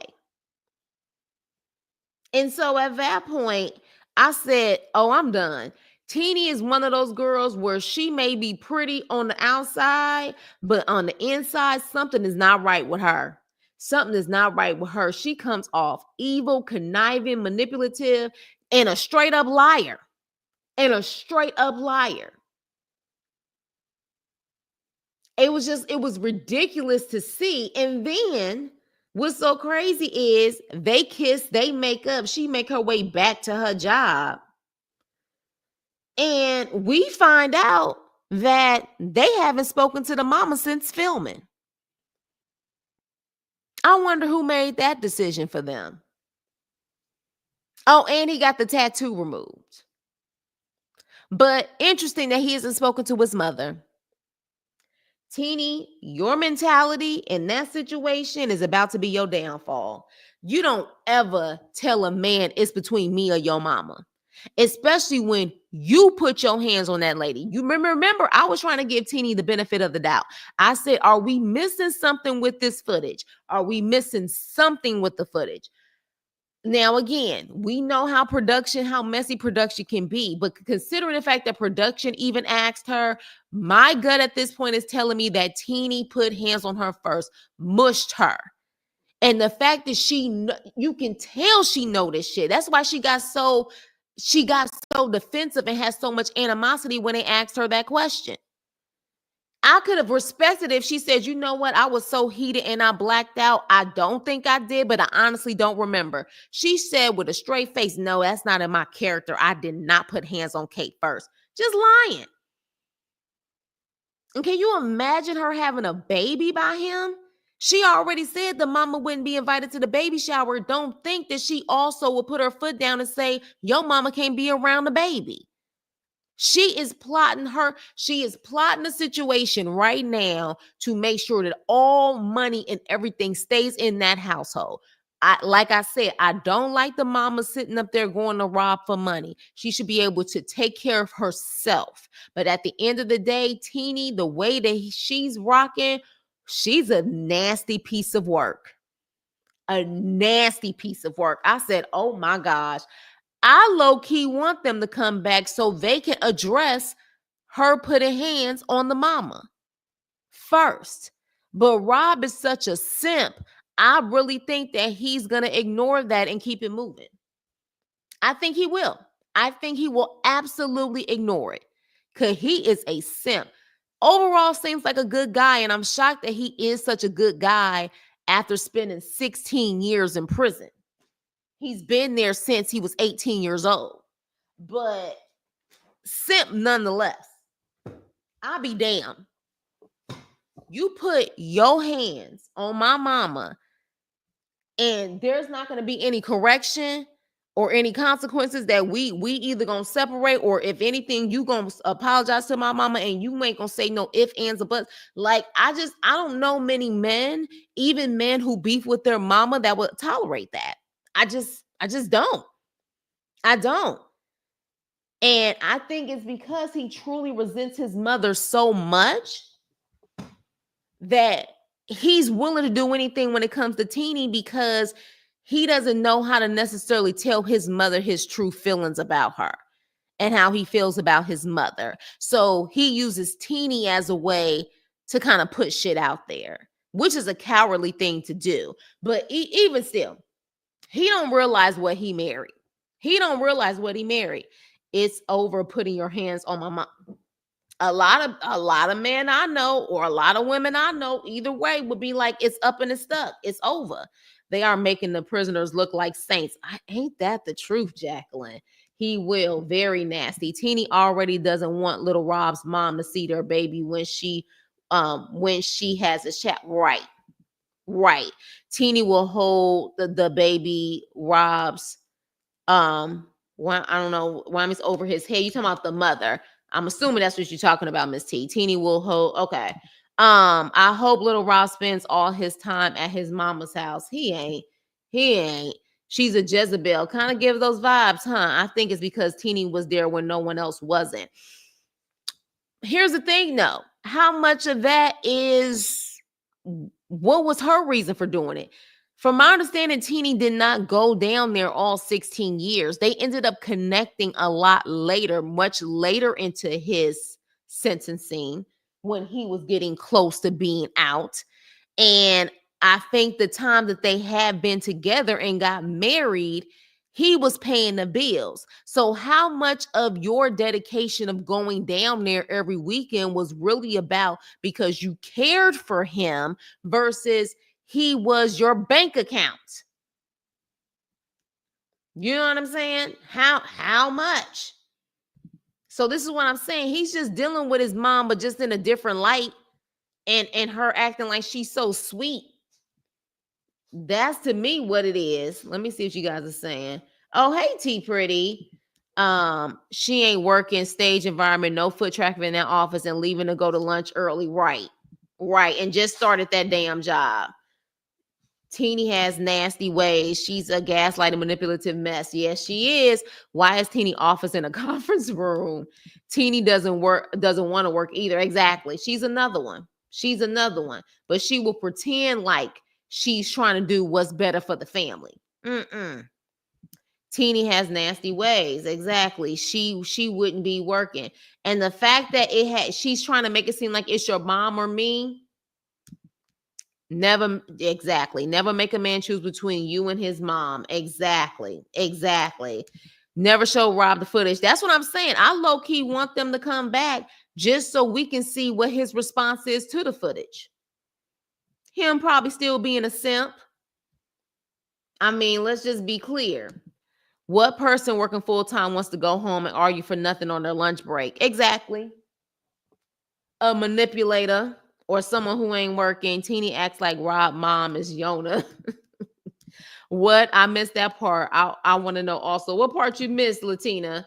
She's a liar. She looked to me, the way her whole attitude was in this situation told me everything I needed to know, that she knew what she did and just didn't care.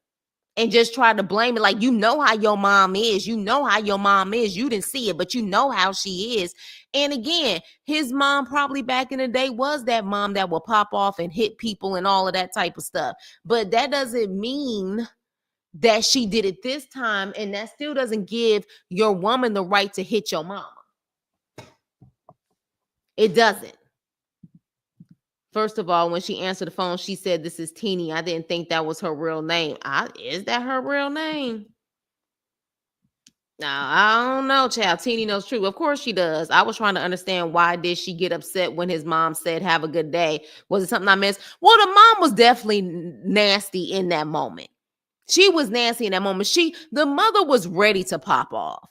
The mother was ready to pop off because when Teeny got in her face and said, "What is your problem with me, Kate?" And she said, "I ain't got no problem with you. I want my son back," and started screaming or whatever the case may be. The mother came there to pop off. That is, to me, for sure, she was ready to pop off. But here's the thing. Teeny seemed like she was ready to pop off too, because that's why she got up, because she felt like she was getting upset. She could have just walked away, even with the mother saying, "Have a nice day." She turned around and got in that woman's face and then mushed her.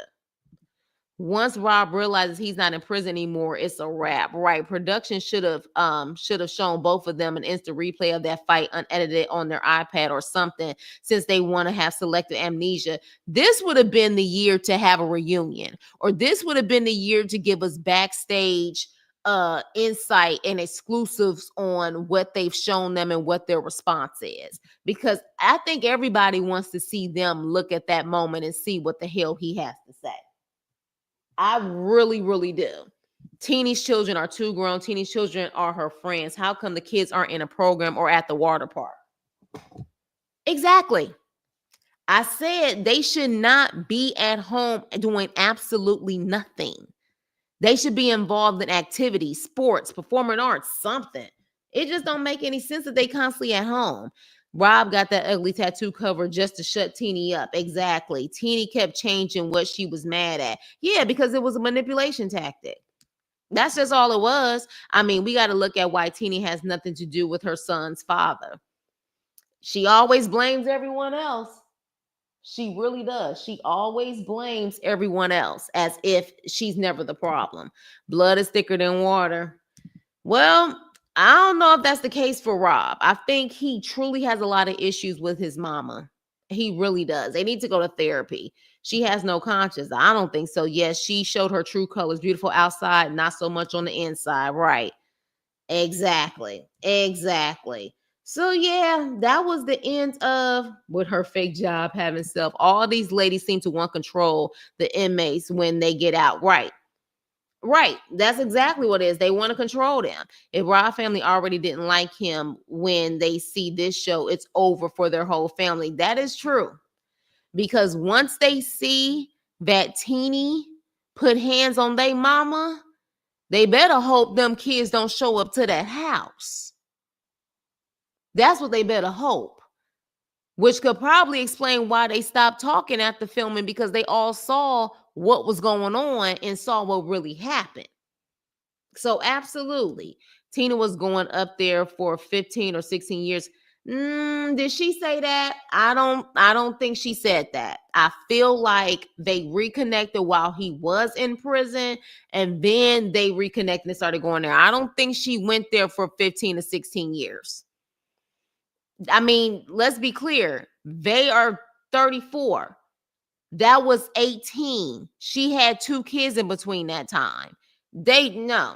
Y'all gonna have to help me find the moment when she said that. I don't think that happened. I think after her drama, when it came to her own baby daddies, they reconnected much later. I feel like they had been married for a couple of years, started talking, you know what I'm saying, maybe right before that. But I don't think it's been 15 to 16 years. They dated in middle school or high school and reconnected like, 5 or 6 years ago. Yeah, that's what I thought. But she ain't been there that whole 15, 16 years. And apparently it was a short time they was together in middle school or high school. All the women are trash this season. I'm looking at any man or woman looking to be with an inmate as ridiculous and controlling. Probably because at the end of the day, at least you know where they are in prison. Now, you don't know what they're doing in prison, but you know where they are. The word on the street is Rob hasn't talked to his mom since that day. Well, that's what they said at the end of this episode. They haven't spoke since filming. And it makes me really wonder whose decision was that. My guess is Teeny's. I want to know too, Chris, what he thinks now after the footage. I would love for him to be a man and put his foot down, but something tells me he's not. And she's going to sit up there and guilt trip him about how she's been there and the mother hasn't been there. I'm sorry, I don't like Teeny at all. She definitely showed her colors. I missed the question to Rob, but I heard the question to Teeny. Yeah, well, they didn't ask him, but you can tell, because you know how in the confessional they'll ask a question, but you just see the response. He says, I don't remember Teeny putting her hands on my mother first. So someone had to ask him that question. Both came to pop off. Right. I wish production would have shown Rob the footage of the fight when he said Teeny didn't hit her first, so he could have addressed that with her when he came home checking him. Exactly. Teeny's son better get ready for round 2, because when he gets older, Teeny's going to be doing this same trash with him and his wife. Telling you, this show needs a reunion. It does. I heard that production told Kate to act that way. She did at the get together. Yeah, I think somebody said that too, but even if she acts that way, you don't put your hands on her. Since they don't have reunions, we need to see what Rob had to say to her then. Are they on Instagram or are they on any type of social media? Teeny kids need to be kids, right? I'm like, hey, V baby. Children will demonstrate more intelligence when they are not able to be children and have to be adults early. Yeah, her kids are very mature, and I think it's because they haven't had a chance to be damn kids. It don't seem like they're involved in any activities when it comes to kids. They only have each other, and for several years of their lives, every weekend they went to the prison to see him, not to be kids. So I'm sure that did do a number on them, but they still more mature than they own mama. That's for sure. Just be a man about it. Exactly. Since you don't believe me, since I don't believe you, go back and watch Love During Lockup. They've been married for the last 5 years. She was young back then. Of course, she was going to do things while he was in jail. You said she's been going there for 15 to 16 years, Lady February. So you mean to tell me for 15, 16 years, even though she had her daughter at 20 and then she had her other child, she's been going back and forth, even though she's been in these relationships with 15 to 16 years? I believe it was a 5 to 6 year situation. She hasn't been going back and forth with them for 15, 16 years. I will look back, but again, I don't think that's what we heard. I think that later on, after her both baby daddy situations, they reconnected. That's what I'm thinking. But yes, they have been married for the last 5 years or so, but not the whole 15, 16 years. Yeah, that don't add up with her having the other kids that she had. I wonder if they will come back. I don't know. It would probably be in her best interest to stay away, because at this point, she got a bad reputation. They did live and say they know Teeny hit first, and they already discussed it. Oh, they did. I mean, they did a live. Oh, and they already discussed it. Oh, they discussed it. Interesting. Yeah, that's that simp behavior. Yeah, that's that simp behavior. We discussed it. Discussed it how? So she can manipulate the situation and say, well, you know how your mother is. I had to defend myself. She was all up in my face, even though you got in her face first. The kids are too busy dealing with adult issues to be kids. Right. I had fun with you all. Very interesting opinions. Yeah, absolutely. And all opinions are welcome here. Definitely. Rob was doing his thing too because of the tattoo of the other woman. Exactly. So they connected later on. I know during that argument, After they fought, she said, for the last 15, 16 years, I've been there. But she was being extra and just talking out the side of her neck because she was pissed off. But they had their own lives before they reconnected. You know what I mean? And even still, 5 to 6 years of going back and forth and him apparently paying your bills and stuff, that is a long time to make those kids go back and forth every weekend to see him. That is a long time. And that's just too much for kids. Let kids be kids. Teeny probably played victim. Exactly. So with that being said, you guys, that was the end of the season. I don't know who's really coming back. Honestly, out of all of these couples, I really don't want to see any of them back. The only one I would be interested in seeing is Teeny and Rob, because I would want to see his response of his mother getting hit by his wife. They were in touch all along while she was having kids, while he was getting tattoos. Okay, Lady February, I don't know if you clowning at this point, trying to sit up there and argue the point because you want to joke about it. But I think at this point, I don't even remember that conversation. So I think you just saying that. I don't remember them saying that they have been in touch for 15, 16 years. But what we do know is she was not going to that jail to visit him for all of those 15, 16 years. She had her own life. He had his. She started going 5 or 6 years after they got married and after they reconnected and was actually in a relationship. But like I said, the whole reason why I said that is how much of that was you really wanting to be with him versus him taking care of you and the kids. That's my thing. She talking about that mama, but she depend on that money just like the mama do. You guys are leaving. Have a good night. We about to wrap up. Rob had another girlfriend who was giving Kate money while he was locked up. Yeah, because that was one thing she wanted to say. The other one always made sure I was okay. I only watch for the reviews. I look forward to your reviews. Oh, I appreciate you. Yes, hit the like button. Glad the baby factory is now closed for Michael and Justine. It's closed for Justine. It's closed for Justine. We don't know about Michael. Teeny started going for the money. That's why she entertained all the cameras. Right. I love the personality and opinions of situation. I just wish there was more real and less Taylor. Yes, true. I was late. Did I miss Chihuahua Face and Troy? You sure did. You sure did. It don't even matter. We know Kate never went to visit him. It does matter. It does matter. See, that's the thing. You be wanting to say stuff and laugh it off. You said she had been going there for 15, 16 years. And you told me to go back to the love during lockup. Now, if I go back and waste my time on this love during lockup and find out that's not what she said, you going to sit up there and say it don't even matter? No one else is confirming what you said, Lady February. So is it true or not? Or you just being a jokester like you always are? I don't think she said that she was going back and forth for 15, 16 years when they first got on this show. I just don't see how it's possible. She was pregnant twice during that time, and he had a whole nother freaking wife. He was married to that girl, if I'm not mistaken, with that horrible tattoo he had on his arm. I bet Rob has some children out there somewhere. You think so? I mean, he could have had kids before he turned 18. I heard there was still a way for them to get pregnant again if they really wanted to. Oh, yeah, that's right. IVF. I think IVF. Yes, I believe so. But they said they don't recommend it because of the uterus situation. Y'all, don't you laughing at me, Lisa? Sorry, Chris. I was outside with my bestie. She was bringing my B-Day gift. It's your birthday? Is it your birthday, T Pretty?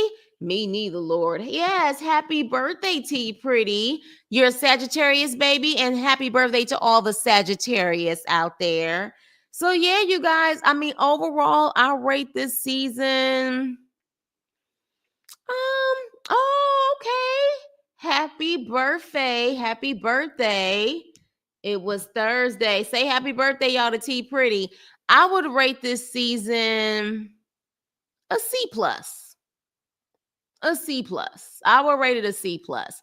We had some good episodes, some bad episodes. I would say this Life After Lockup was better than the last one. or the last season we had, period. So we will have to see what Love During Lockup brings. I believe it comes on next week. So we're going to have to see if they bring it for Love During Lockup. But what I tell you at this point, honey, yeah, I don't think Love During Lockup, there's no one coming back from other seasons, right? I think everyone is new this season, right? For those who look at the cast beforehand, I don't like to look at the cast beforehand. I think everyone is new. I think everyone is new. This season started good, but wasn't that great. Yeah, that's why I give it a C plus. I give the season a B minus. Started off strong, but it kind of slipped near the end. Yeah, that's a fair assessment. B minus, C plus. Yeah. Yes, happy birthday to T Pretty. I give it a C. Yeah, so definitely, you guys, we'll have to see what Love During Lockup brings. Okay, so yes, thank God. Thank God, all new cast. Hopefully, old girl is not still living on the third floor from last season. Everyone is new. So we have fresh people coming in. That is something to be excited about. I am hoping that they bring it. I am hoping that we have a great season because Love During Lockup, of course, is the foundation of it all. So I am hoping, well, no, I'm sorry, Love After Lockup is. But even still, I love to see Love During Lockup because then I can really see how psycho these damn people are when it comes to them being there for these inmates. Like, I think that's when you really can see psychologically if these people are cuckoo for Cocoa Puffs. That's why I like to see Love During Lockup, because I'm like, what is going on? What are they in there for? How long are they in there for? And why are you doing this? What is your background? That's what I definitely want to know. That's what I definitely want to know. So I like Love During Lockup. I just hope they bring it. I hope this is all production and couples can be happy together. Okay, well, look, I think there's always going to be drama when you're dealing with an inmate and you're on these shows. Like I feel like that's the case. That's just one of those things it's always going to be. You're dealing with an inmate. Some of them don't know the world outside of prison. So yeah, that's why these shows are as popular as they are. I think they're all cuckoo, right? She could stay out of the comedy club. So see you guys. Yes. So we have next week. We are starting a new season. I'm assuming they're probably going to give us 2 episodes before the holidays. So with that being said, you guys, I will see you next week for Love During Lockup. We was almost on here for 2 damn hours. Ain't that some stuff? Scamming and scheming. Exactly. So happy it's a new cast. I am too. So with that being said, you guys, please like, share, and subscribe. And I will see you on my next video. Toodles.